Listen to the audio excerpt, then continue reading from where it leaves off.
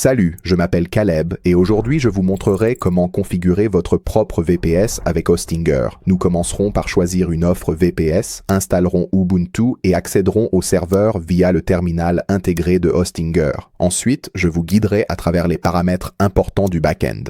Ainsi, votre VPS sera sécurisé, configuré et prêt à héberger des applications ou installer un panneau de contrôle. Quelle est la première étape? D'abord, choisissez une offre VPS chez Hostinger. Pour 10% de réduction supplémentaire, allez sur le lien en bas ou défilez la description de la vidéo. Cliquez sur le premier lien, c'est notre lien Hostinger, garantissant la meilleure offre à l'inscription. Une fois cliqué, vous arriverez sur cette page. Je clique sur « Réclamer l'offre », ce qui nous mènera aux options de forfait VPS. Je choisis le forfait KVM. Vous aurez 2 cœurs de processeur, 8 Go de RAM, 100 Go NVM et 8 TOO de bande passante. C'est suffisant pour les applications web et tout ce que vous exécutez sur un VPS. Si besoin de plus ou moins de puissance, vous pouvez toujours ajuster votre forfait. Pour l'instant, je choisis le forfait KVM2 et clique sur « Choisir le forfait ». Et sur cette page, choisir la durée que notre forfait VPS sera actif. Par défaut, réglé sur 24 mois, ce qui optimisera vos économies et vous offre un nom de domaine gratuit. Mais vous pouvez aussi changer cette durée de 24 mois à des forfaits de 12 mois ou d'1 mois. Je vous recommande d'opter pour le forfait de 12 mois. Vous ferez de belles économies et bénéficierez du nom de domaine gratuit. Ici, vous pouvez choisir d'activer ou non les sauvegardes automatiques. Cela va sauvegarder les données de votre VPS quotidiennement avec un coût. Pour cette vidéo, je la désactive. La prochaine étape est de choisir l'emplacement du serveur. Hostinger recommandera automatiquement l'emplacement offrant la meilleure latence. Je vais donc laisser l'option par défaut ici. Et la dernière chose à faire ici est de choisir ce que nous voulons réellement installer sur notre VPS. Ici, 3 options. Vous avez des systèmes simples, des systèmes avec panneaux de contrôle et des applications. Pour installer un logiciel spécifique, vous le trouverez ici. Si vous souhaitez installer un système avec panneau de contrôle par-dessus, c'est possible avec les modèles préconfigurés de Hostinger. Exemple, Docploy choix pour un tableau de bord exécuter conteneur Docker et déployer application web.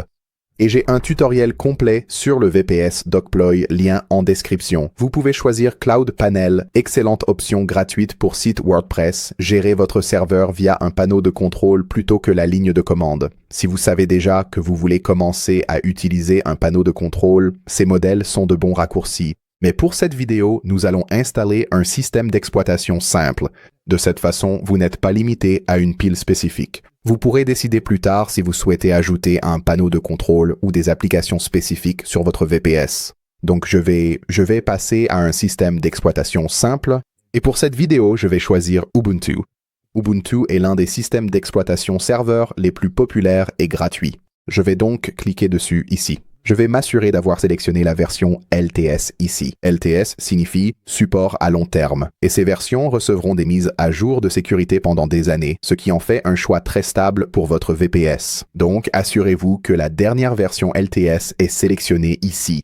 Et une fois cela fait, nous allons descendre et cliquer sur « Confirmer ». Avec cela sélectionné, je vais remonter en haut de la page. Je m'assurerai que le code promo est appliqué. Si vous utilisez le lien en description, il sera appliqué automatiquement au paiement. Je vais cliquer sur « Continuer » pour l'étape suivante.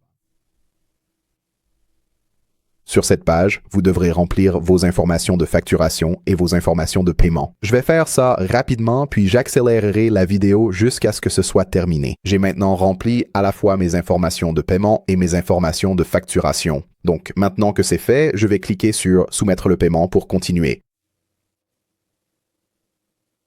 Sur cette page, il suffit de cliquer sur « Commencer ». Après cela, vous arriverez directement sur cette page. À droite, vous aurez la possibilité de créer une clé SSH, mais nous ferons cela un peu plus tard dans la vidéo. Pour l'instant, ignorez-le. À gauche, vous pourrez créer votre mot de passe root. Ce mot de passe vous connectera à votre VPS. Assurez-vous donc qu'il soit solide et que vous puissiez vous en souvenir. Je vous recommande vraiment de le noter quelque part. Je vais donc saisir ici mon mot de passe root. Une fois cela fait, je vais descendre et cliquer sur « Suivant ». Ici, vous aurez ensuite la possibilité d'ajouter un scanner de malware gratuit. Quand j'installe un VPS pour la première fois, même si cette option est gratuite et utile, je préfère la laisser désactivée. C'est simplement pour m'assurer d'avoir une installation VPS propre et nette. Donc, avec cette option désactivée, je vais cliquer sur « Terminer la configuration ». Et maintenant, votre VPS va être configuré pour vous. Cela peut prendre quelques minutes, donc je vais avancer rapidement jusqu'à ce que ce soit terminé. Et une fois que c'est fait, votre VPS est maintenant prêt à l'emploi. Sur la droite ici, vous allez voir la ligne d'accès SSH. Et cette partie juste ici, c'est l'adresse IP de votre VPS. Nous allons en fait configurer notre propre connexion plus tard avec un nouvel utilisateur et des clés SSH, donc ne vous souciez pas de cette commande. En bas ici, votre domaine gratuit s'affichera. Vous pouvez le réclamer maintenant ou plus tard. Je veux aller sur le tableau de bord de mon VPS, je vais cliquer sur « Gérer le VPS » en haut. Et nous voici maintenant sur le tableau de bord VPS de Hostinger. C'est le centre principal où vous pouvez voir les détails de votre serveur, modifier vos paramètres, connecter des domaines et surtout ouvrir votre terminal de commande pour communiquer directement avec votre VPS. Maintenant qu'Ubuntu est installé, la première chose à faire est de récupérer l'adresse IP de notre VPS, visible ici dans votre tableau de bord. Je vais copier ceci et le garder en lieu sûr car nous l'utiliserons plus tard pour nous connecter depuis notre ordinateur. La prochaine étape est d'ouvrir le terminal intégré du navigateur. Donc, allez en haut à droite ici et cliquez sur Terminal. Et après avoir cliqué sur Terminal du navigateur, une fenêtre de commande noire va s'ouvrir. Si cela vous semble un peu intimidant, ne vous inquiétez pas. Suivez simplement et tapez les commandes exactement comme vous les voyez. Et si vous le souhaitez, vous pouvez consulter la description de la vidéo où vous trouverez un document qui contient chaque commande de cette vidéo dans l'ordre. Vous pouvez donc simplement copier et coller les commandes sans même avoir à les taper vous-même. Maintenant, avant de faire quoi que ce soit d'autre, nous allons commencer par nous assurer que notre serveur est entièrement à jour. Je vais descendre ici, cliquer juste là, puis taper cette commande et appuyer sur « Entrée » ou « Retour » sur le clavier. Je vais taper « apt-update », puis deux esperluettes, ensuite « apt-upgrade-y », puis appuyer sur « Entrée ».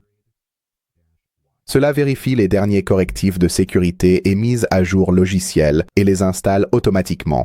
Ainsi, nous partons d'un système propre et à jour.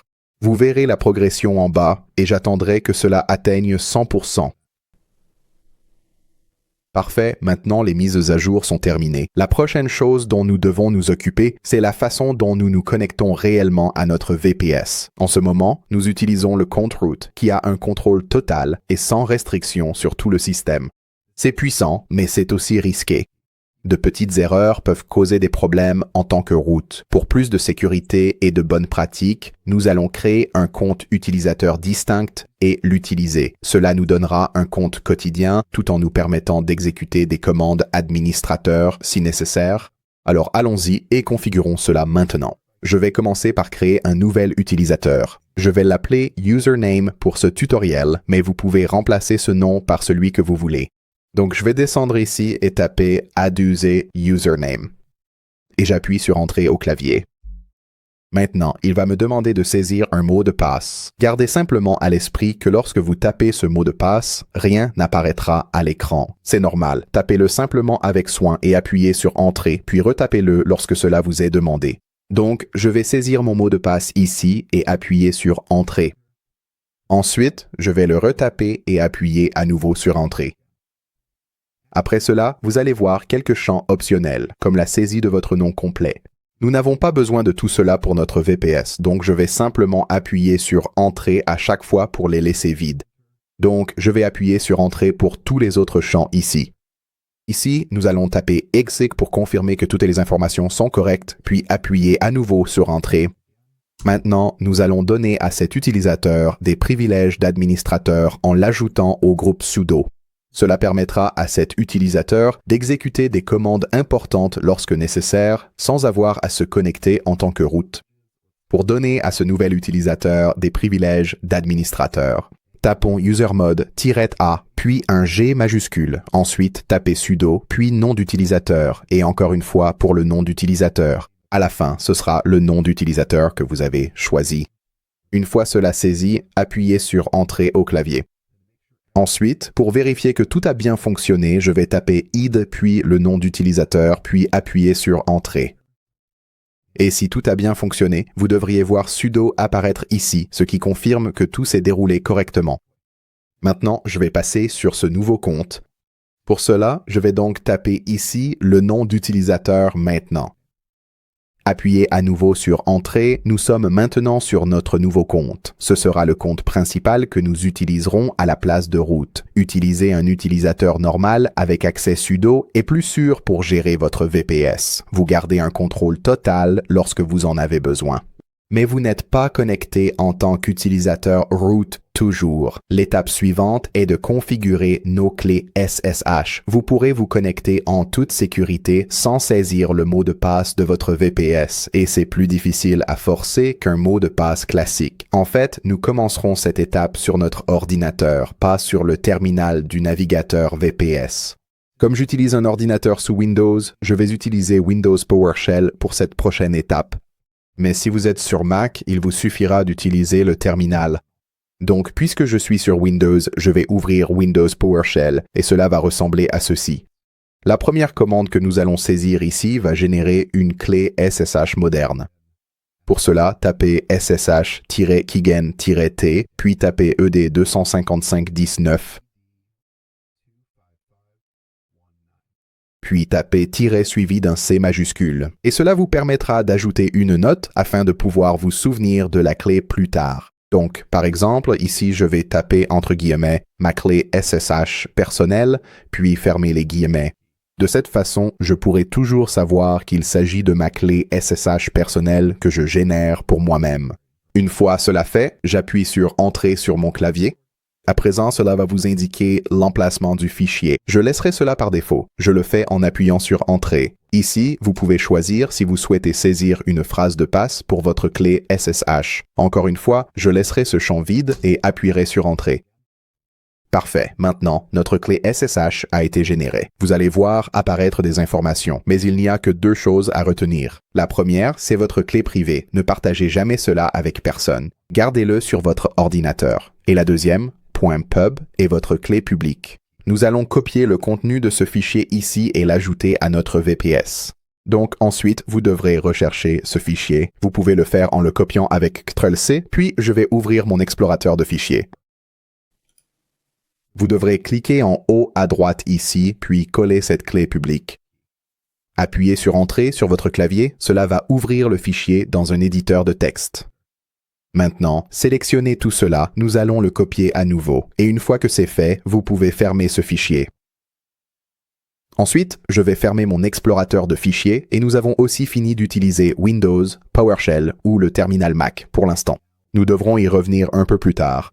Donc pour l'instant, vous pouvez soit le minimiser, soit le fermer. Nous voici de retour dans le terminal du navigateur VPS de Hostinger. La première chose à faire ici est de s'assurer que nous sommes connectés avec le nouvel utilisateur que nous avons créé plus tôt. Pour passer à cet utilisateur, je vais taper su nom utilisateur. Vous mettrez ici le nom d'utilisateur que vous avez choisi précédemment. Appuyez sur Entrée, puis saisissez votre mot de passe et maintenant nous sommes connectés à notre compte utilisateur au lieu d'avoir un accès root. Nous faisons cela parce que nous voulons nous assurer d'utiliser notre compte utilisateur pour les connexions SSH afin que tout reste bien sécurisé. Ensuite, nous devons créer un emplacement sur le serveur pour stocker notre clé publique. Pour cela, je vais taper mkdir p. Vous taperez ensuite un tilde suivi d'un slash et d'un point SSH. Appuyez sur Entrée. Cela va créer un dossier SSH pour notre compte utilisateur. Maintenant, à l'intérieur de ce dossier, nous allons créer un fichier appelé Authorized Keys, puis nous l'ouvrirons dans l'éditeur de texte. Pour cela, je vais taper nanotilde/.ssh/authorized_keys. Appuyez à nouveau sur Entrée. Cela va ouvrir l'éditeur de texte Nano et vous verrez qu'il n'y a rien ici pour l'instant. Ici, nous allons coller la clé publique que j'ai copiée depuis mon ordinateur. Sur mon clavier, j'appuie sur CTRL, majuscule et V, et cela a maintenant copié la clé publique. Maintenant, cela indique au VPS que si une connexion correspond à cette clé, cet ordinateur peut accéder au VPS. Une fois la clé collée, je vais enregistrer le fichier en appuyant sur CTRL et O sur mon clavier, puis sur Entrée, puis sur CTRL et X pour fermer Nano. Nous devons maintenant définir les bonnes permissions pour que le serveur sache que ces fichiers sont sécurisés. Je vais donc maintenant aller tout en bas et taper chmod 700-/.ssh. Appuyez sur Entrée, puis saisissez chmod 600-/.ssh autorisé souligné touche. Appuyez à nouveau sur la touche Entrée de votre clavier. Cela va permettre de verrouiller les choses. Ainsi, seul notre compte utilisateur pourra accéder au fichier. La prochaine étape consiste à tester la connexion SSH. Je vais donc ouvrir Windows PowerShell une dernière fois.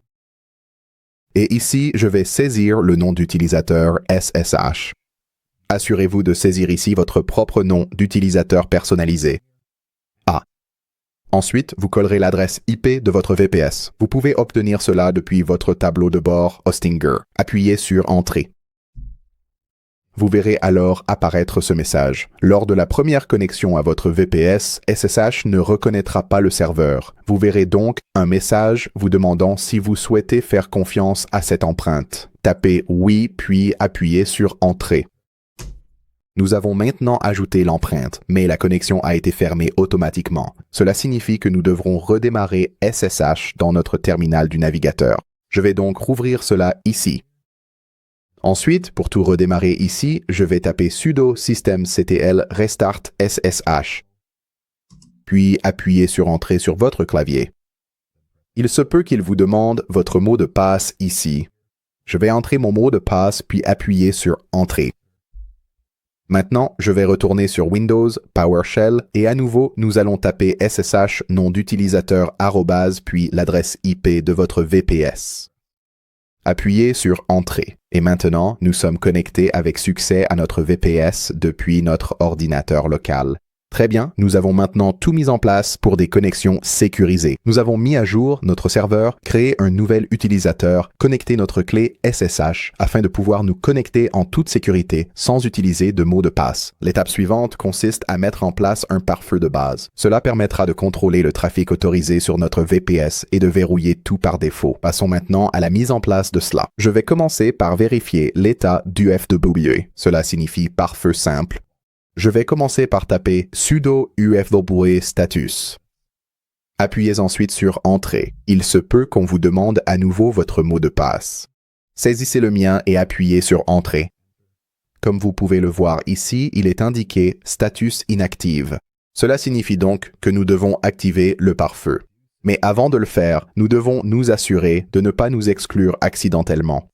Je vais donc autoriser la règle Open SSH ici, ce qui maintient notre accès SSH ouvert. Je vais donc taper sudo UFW allow Open SSH. Appuyez sur Entrée. Et les règles pour cela ont été mises à jour ici. Ensuite, je vais ouvrir les ports 80 et 443. Ce sont les ports standards pour le trafic web normal. Ils correspondent à HTTP et HTTPS. Ainsi, plus tard, si vous hébergez un site web ou installez un panneau de contrôle, tout fonctionnera immédiatement sans avoir à modifier à nouveau le pare-feu. Je vais donc taper sudo UFW allow 80/TCP, puis appuyer sur Entrée. Ensuite, nous allons taper sudo UFW allow 443/TCP. Nous pouvons maintenant activer le pare-feu. UFW va commencer à appliquer ces règles et bloquer tout ce que nous n'avons pas explicitement autorisé. Tapons sudo UFW enable, puis Entrée.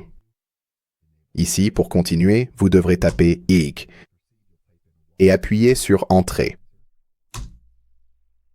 Le pare-feu est maintenant actif et activé. Pour vérifier l'état de votre pare-feu, vous pouvez toujours simplement taper sudo UFW status. Nous pouvons revérifier toutes les règles actives ici. SSH est autorisé et vous verrez que les ports 80 et 443 sont autorisés. Avec le pare-feu activé, seuls les ports ouverts sont SSH pour gestion serveur et HTTP et HTTPS pour trafic web. Tout le reste restera fermé, ce qui offre à votre VPS une base de sécurité bien plus solide. Maintenant, avant de continuer, je vais rapidement redémarrer le serveur. Cela permet simplement de s'assurer que toutes les mises à jour, les paramètres et nos nouvelles règles de pare-feu sont entièrement appliquées et synchronisées. Pour cela, je vais taper sudo reboot. Une fois que j'appuie sur Entrée, le serveur va redémarrer. Et une fois que le VPS a fini de redémarrer, vous pouvez vous reconnecter de la même manière qu'avant, en utilisant votre clé SSH. Et maintenant, avec le redémarrage terminé et le serveur en ligne, tout est appliqué. Notre VPS est sécurisé, stable et prêt. Voyons le tableau de bord VPS de Hostinger et passons en revue quelques outils. C'est le tableau de bord VPS de Hostinger. C'est ici que vous pouvez gérer tout ce qui concerne votre serveur. Vous remarquerez l'utilisation des ressources système. Vous verrez votre processeur, votre RAM, votre disque, votre trafic et votre bande passante. Si jamais votre processeur ou votre RAM reste saturé longtemps, cela indique un besoin de plus de ressources pour vos opérations. Ensuite, sur la gauche, allons dans la section sauvegarde et surveillance. Puis cliquez sur Instantané et sauvegarde et à partir d'ici, vous pouvez gérer votre planning de sauvegarde. Par défaut, il sera réglé sur une sauvegarde hebdomadaire, mais vous pouvez passer aux sauvegardes quotidiennes si vous le souhaitez. Cela gardera les informations et paramètres de votre VPS en sécurité et sauvegardés régulièrement. Pour créer un instantané, faites défiler la page et cliquez sur Créer un instantané. Un autre outil utile est l'assistant IA Kodi de Hostinger. Vous le trouverez en bas à droite. Si je clique sur Demander à Kodi, cela va ouvrir l'assistant IA ici. Si jamais vous tombez sur quelque chose dont vous n'êtes pas sûr, comme une commande, un message d'erreur ou une question de configuration, vous pouvez demander à Kodi, et il vous guidera à travers les tâches courantes sur le VPS et le dépannage. Donc, après cette vidéo, si jamais vous rencontrez un problème, c'est l'un des premiers endroits à consulter. Ici, vous pouvez installer un panneau de contrôle pour votre VPS, ou des applications comme Docker ou N8N. Et n'oubliez pas d'utiliser le premier lien dans la description de la vidéo pour vous inscrire chez Hostinger. Utilisez notre lien pour 10% de réduction sur votre offre VPS. Pour apprendre Docker et déployer des applications web, regardez la vidéo à l'écran. Elle vous guidera pas à pas dans le déploiement d'une application web. Merci d'avoir regardé. J'espère vraiment qu'elle vous a été utile. Sur ce, je vous dis à la prochaine.